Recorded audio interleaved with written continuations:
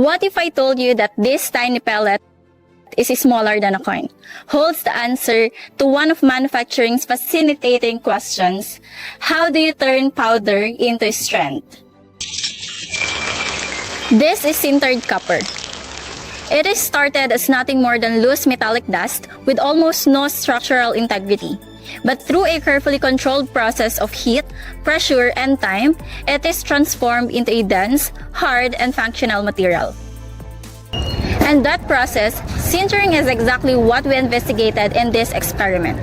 Sintering is thermally activated process where a powder compact is heated below its melting point, allowing atomic diffusion to bond particles together, eliminate force, and increase density.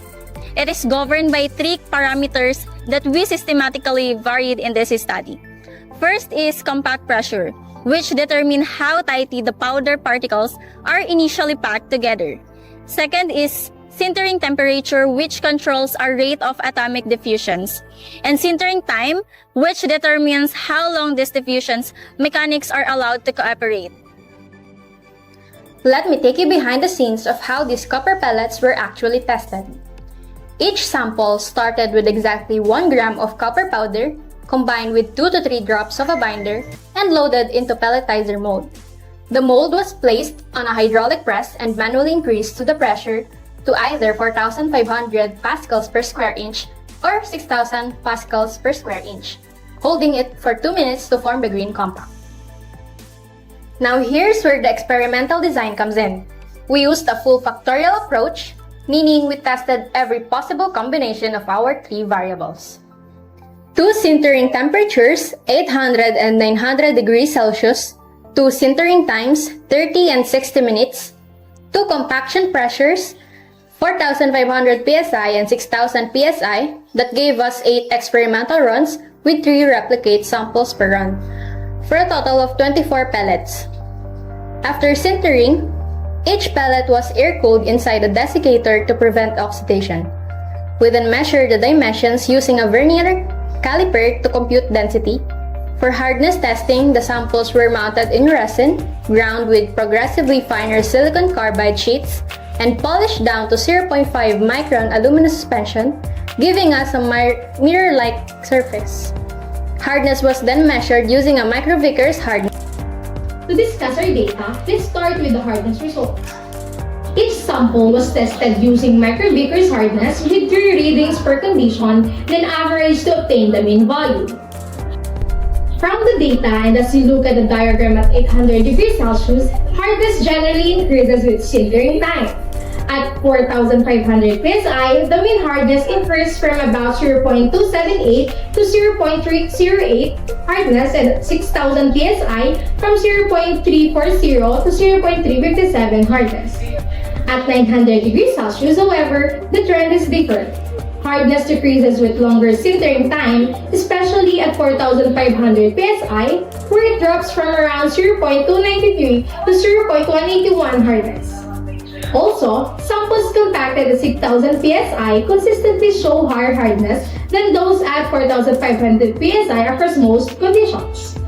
To confirm and evaluate the relationship between sintering time, temperature, and compaction pressure, we identified the significant differences. So we applied one-way ANOVA at a 0.05 significance level. So looking at this table, temperature is the only factor that significantly affects hardness. At lower temperature at 800 degrees Celsius, in this experiment, increasing time and pressure improved hardness due to better densification and particle bonding. However, at higher temperature at 900 degrees Celsius, prolonged sintering reduces hardness. This is likely due to grain growth, where larger grains make the material softer despite continued densification. This explains why hardness does not always increase with time. There is a balance between strengthening from densification and softening from microstructural coarsening.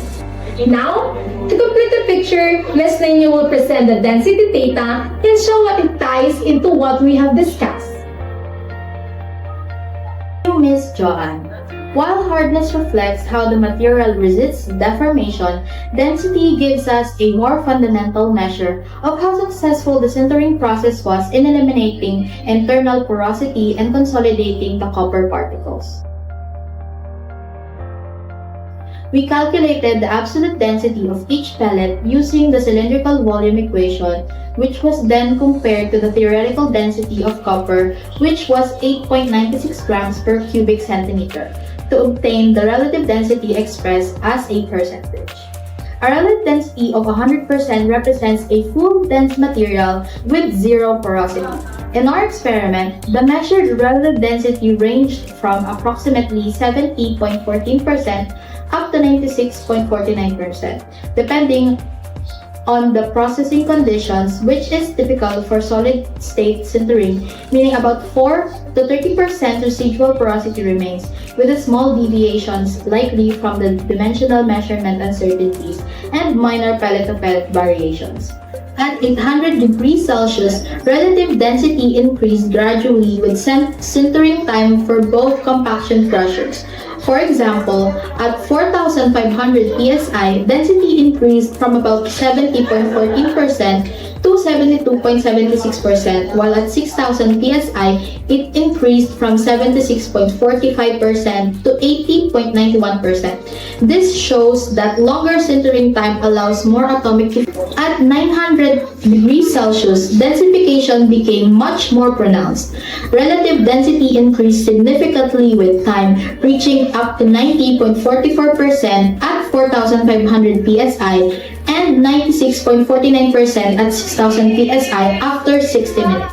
They're supported by the statistical analysis where temperature, sintering time, and compaction pressure all showed statistically significant effects on relative density with p-values less than 0.05, meaning all three factors significantly improved densification due to enhanced diffusion and pore reduction. Now, when comparing density with hardness, the trends partially agree. At 800 degrees Celsius, both density and hardness increased together, indicating that pore elimination directly improved mechanical strength. However, at 900 degrees Celsius, although density continued to increase, hardness actually decreased with longer sintering time. This tells us that densification alone does not fully control hardness. While pores were eliminated, grain growth and microstructural coarsening likely reduced hardness, consistent with the Hall-Petch relationship. With that data laid out, let's now bring everything together. Ms. Darcy will now present our conclusion. From dust to strength. That is the process of sintering, and this experiment has shown us quantitatively how that transformation happens. First, sintering temperature is the most influential parameter in the system. Increasing from 800 to 900 degrees Celsius produce statistically significant improvements in both hardness and relative density, consistent with the Arrhenius relationship governing solid-state diffusion. Higher temperature means faster atomic mobility, faster neck growth, and more complete pore eliminations. Second, sintering time reinforces the effect of temperature, doubling the sintering duration from 30 to 60 minutes provided additional time for diffusion-driven densification, with the incremental benefit being pronounced at the lower temperature where diffusion was slower. Third, compaction pressure contributed through its effect on grain density. Higher compaction at 600 psi reduced initial porosity and increased interparticle contact, providing a better standing point for sintering. The sample press at higher pressure consistently demonstrated.